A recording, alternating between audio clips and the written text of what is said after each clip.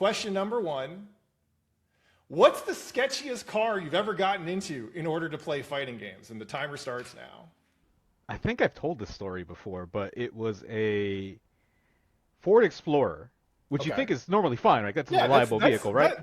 that is a pretty honest car, my man. Yeah, that's a pretty reliable vehicle, but this was being driven by my good pal Ray Ramos, a huge legend.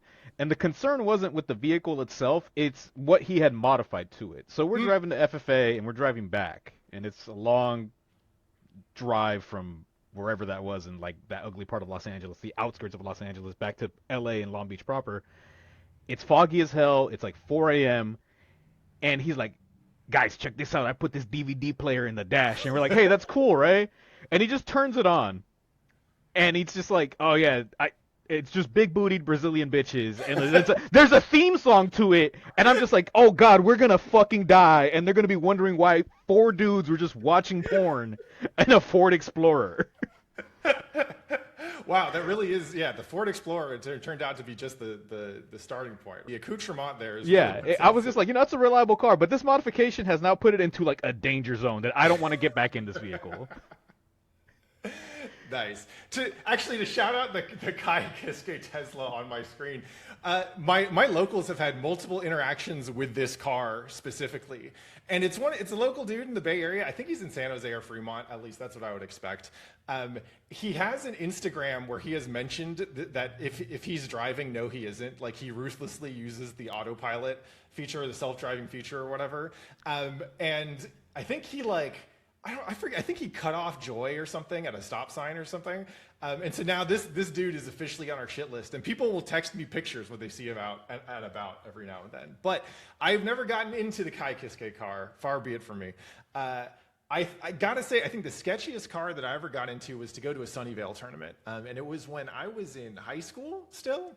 And Barricade legend, a good friend, Chris Yoon, a.k.a. Anverin, a.k.a. Where's My Super? The Magnetoist player to come out of the UC Berkeley Barricade hit me up and was like, hey, like, you want to go down to Sunnyvale this weekend? I got a car. And I was like, yeah, sure. I was, I was carless for a long time. I don't think I got my license until I was like 25 or so.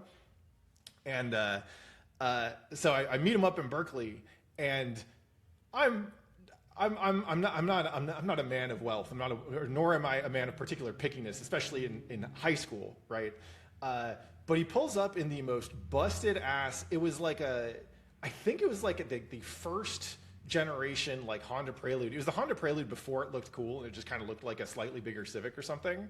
And this thing is falling apart. I knew him for years. He didn't have a car at this until now.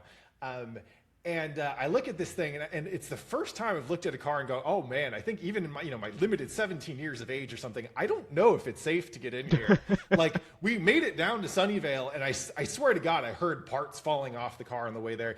Bought it for like $600 straight cash in like 2002 or something. That seems a little inexpensive.